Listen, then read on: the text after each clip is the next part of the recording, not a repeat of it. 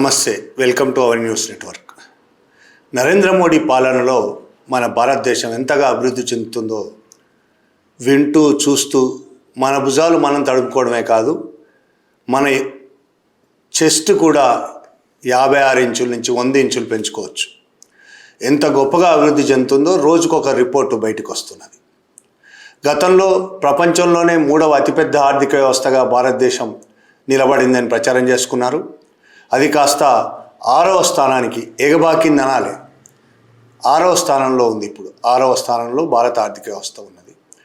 కాబట్టి దాన్ని కూడా గొప్పగా చెప్పుకోవచ్చు భక్తులు. ఇప్పుడు నేను మాట్లాడుతున్నది దాని గురించి కాదు. చాలా వ్యవస్థలు లేకపోతే చాలా రకాలుగా అనేక ర్యాంకులు పెరుగుతున్నాయని గొప్పగా చెప్పుకోవచ్చు అందరూ. ఇప్పుడు మీడియా రంగం స్వేచ్ఛ గురించి నేను మాట్లాడబోతున్నాను. మొన్ననే దీనికి సంబంధించి ఒక రిపోర్టు విడుదలైంది. రిపోర్టర్స్ వితౌట్ బార్డర్స్ ప్రతి సంవత్సరం రిపోర్టు వరల్డ్ వైడ్గా అన్ని దేశాలకు సంబంధించిన రిపోర్ట్ విడుదల చేస్తుంది. వరల్డ్ ప్రెస్ ఫ్రీడమ్ ఇండెక్స్ 2026 మన ర్యాంక్ ఏంటి, లాస్ట్ టైం మన ర్యాంక్ ఏంటి, అంతకుముందు కూడా ప్రతిసారి మన ర్యాంకు ఎంత గొప్పగా పెరుగుతూ వస్తుందని చెప్పుకొని భుజాలు తడుముకోవచ్చు. మనం దీన్ని అమాయక భక్తులు నిజమేనేమో పెరుగుతుంది మన ర్యాంకు చాలా గొప్పగా అని భావించే అవకాశం కూడా ఉంది. కొద్దిసేపు అలా ఆనందపడండి. ఏప్రిల్ 30న విడుదలైంది సూచిక, ఈ నివేదిక. 180 దేశాల్లో మీడియా రంగం స్వేచ్ఛ ఎలా ఉంది, జర్నలిస్టుల స్వేచ్ఛ, మీడియా స్వేచ్ఛ ఎలా ఉంది అనేది ఈ రిపోర్టు సారాంశం. 180 దేశాల్లో మన ర్యాంకు, మన భారతదేశం ర్యాంకు 157. అంటే మనకంటే ఇంకా 30 కూడా కాదు, 23 దేశాలు మనకంటే కింది స్థానంలో ఉన్నాయి. మీరు 183 అంటే పై స్థానంలో ఉన్నాయి అనుకుంటున్నారేమో, కింది స్థానంలో ఉన్నాయి. చాలామందికి ఇది అర్థమవుతుంది, కానీ కొంతమంది భక్తులు అర్థం చేసుకోవడానికి అసలు అర్థం చేసుకునే ప్రయత్నం చేయరు కాబట్టి వాళ్ళకి చెప్తున్నా. ఇదే ర్యాంక్ ఇప్పుడు 157వ ర్యాంకులో ఉన్నాం కదా. లాస్ట్ ఇయర్ 2025లో 151 ఉండేది. ఈసారి 6 స్థానాలు దిగజారాయి. మీరు ఎగబాకాయ అనుకోవచ్చు, 157 కాబట్టి. మిగతా మన చుట్టుపక్కల దేశాల్లో పాకిస్తాన్, బంగ్లాదేశ్, శ్రీలంక లాంటి దేశాలు మనకంటే తక్కువ ర్యాంకులో ఉన్నాయి.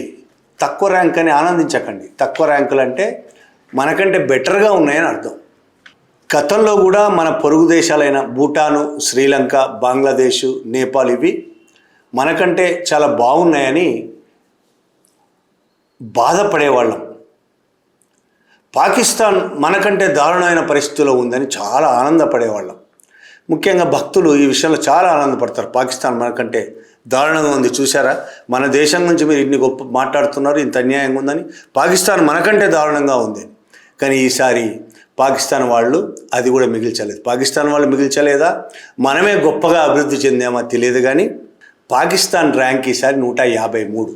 మనది 157 అయితే మనకంటే 4 దేశాలు ఇంకా కింద ఉన్నాయి, దానికి మధ్యలో ఉన్నాయి పాకిస్తాన్కు మనకి.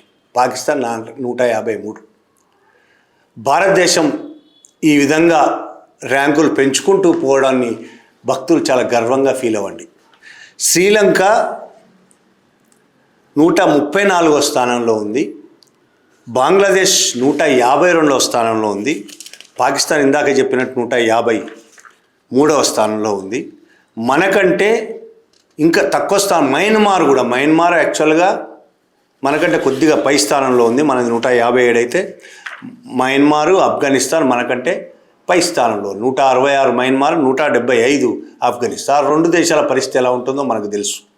మయన్మార్లో మిలిటరీ పరిపాలన సాగుతోంది, అనేక అణిచివేతలు ఉంటున్నాయి, మీడియా పనిచేయనియర్ మీడియాని. ఆఫ్ఘనిస్తాన్ పరిస్థితి అదే, తాలిబాన్ల రాజ్యం నడుస్తుంది. మన దేశానికి చాలా స్నేహపూర్వకమైన దేశం కాబట్టి తాలిబాన్లు చాలా స్నేహపూర్వకం. మన ప్రభుత్వానికి, మోడీ ప్రభుత్వానికి చాలా స్నేహపూర్వకమైన ప్రభుత్వం తాలిబాన్ల ప్రభుత్వం.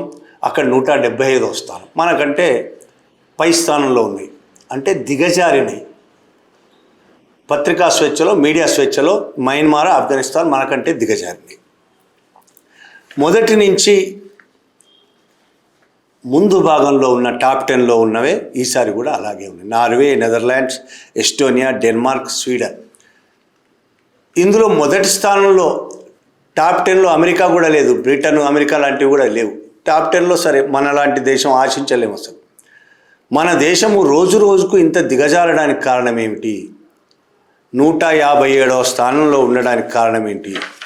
151వ స్థానం నుంచి లాస్ట్ ఇయర్ 151, ఇప్పుడు 157కు పెరిగిన కారణం ఏంటి?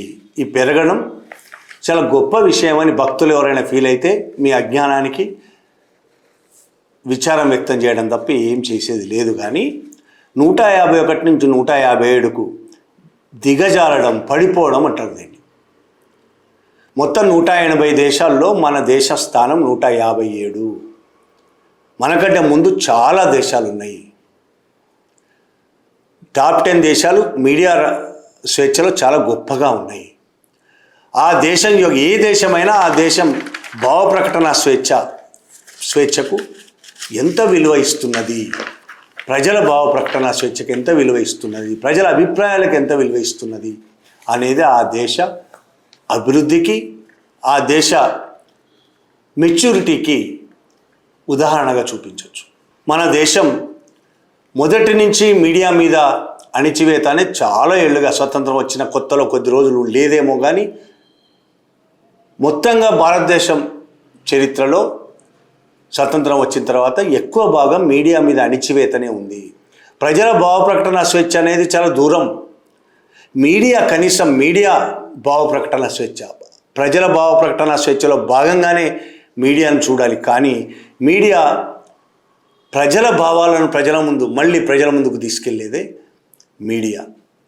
ప్రభుత్వం చేస్తున్న దుర్మార్గాలు, అన్యాయాలు, అక్రమాలు, మంచి పనులు అన్నిటినీ ప్రజల ముందుకు తీసుకొచ్చేదే మీడియా.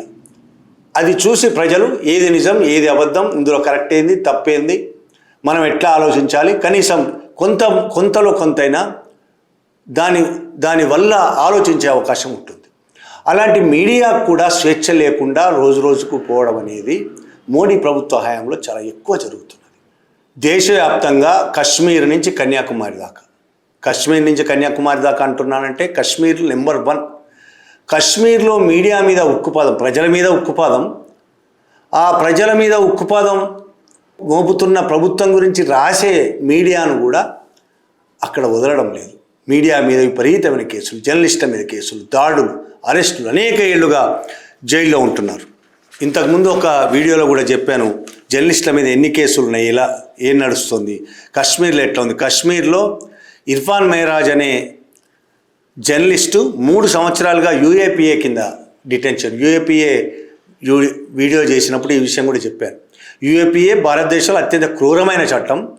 ఆ చట్టం కింద కశ్మీరీ జర్నలిస్ట్ ఇర్ఫాన్ మెహరాజ్ అట్లాంటి చాలామంది కశ్మీరీ జర్నలిస్టులను అరెస్ట్ చేసి జైల్లో పెట్టారు. 3 ఏళ్లుగా విచారణ లేదు, బెయిల్ లేదు. గత సంవత్సరాలు యూఏపీఏ కింద 16 మంది జర్నలిస్టులు జైలులో ఉన్నారు. 16 మంది జర్నలిస్టుల మీద కేసులు పెట్టి జైలుకు దోశారు. అందులో 7 జర్నలిస్టులు ఇప్పటికీ జైలులో మగ్గుతున్నారు.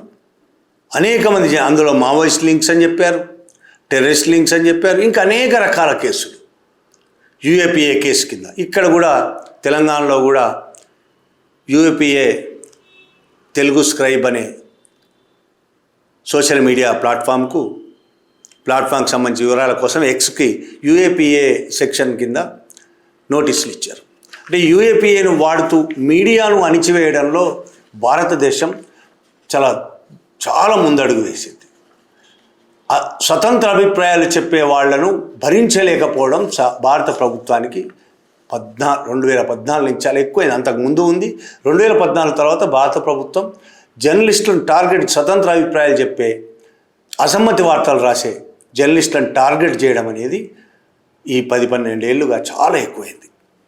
మీడియా మీద అనేక రకాల దాడులు, ED, NIA, income tax, news click మీద దాడి చేశారు, వైర్ మీద దాడి చేశారు, కశ్మీర్ వాలా ఎడిటర్ మీద ఫహాద్ షా కేసులు పెట్టారు, Alt News cofounder Mohammed Zubair మీద డిఫమేషన్ కేసులు, ఎఫ్ఐఆర్లు, బీబీసీ తీసిన ఒక డాక్యుమెంటరీ 2023లో documentary India the Modi question అని దాని మీద, ఆ తర్వాత డాక్యుమెంటరీ తీసినందుకు ఐటీ రైట్స్ అని, దైనిక్ భాస్కర్ మీద, ఇట్లా ఇతర రీజనల్ పేపర్స్, రీజనల్ ఛానల్స్ మీద, యూట్యూబ్ ఛానల్స్ మీద, ఉత్తరప్రదేశ్లో, మధ్యప్రదేశ్లో ఇక్కడ కూడా దాడులు జరుగుతూనే ఉన్నాయి.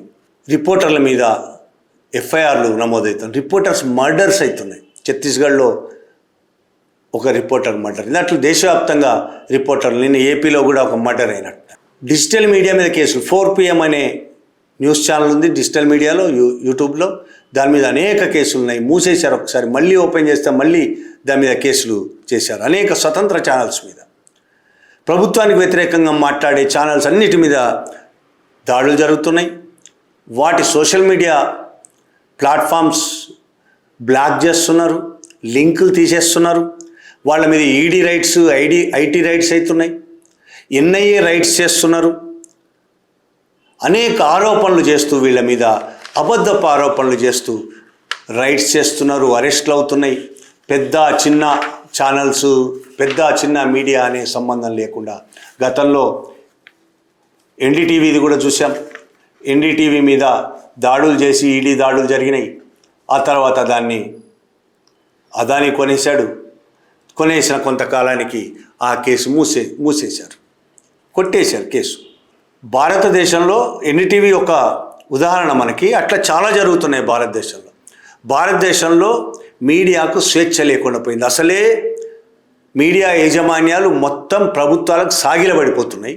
మ్యాక్సిమం మీడియా యాజమాన్యాలు దాన్ని భరించలేక ప్రజల వైపు ఉండే స్వతంత్రంగా ఉండే జర్నలిస్టులు బయటకు వచ్చి చిన్న చిన్న ఛానల్స్, చిన్న చిన్న వెబ్సైట్స్ పెట్టుకున్న వాళ్ళ మీద దాడులు జరుగుతున్నాయి. వాళ్ళు ఆ వెబ్సైట్స్ని, ఛానల్స్ని, ఆ చిన్న మీడియాలో నడవనీయకుండా ప్రభుత్వాలు చేస్తున్నాయి.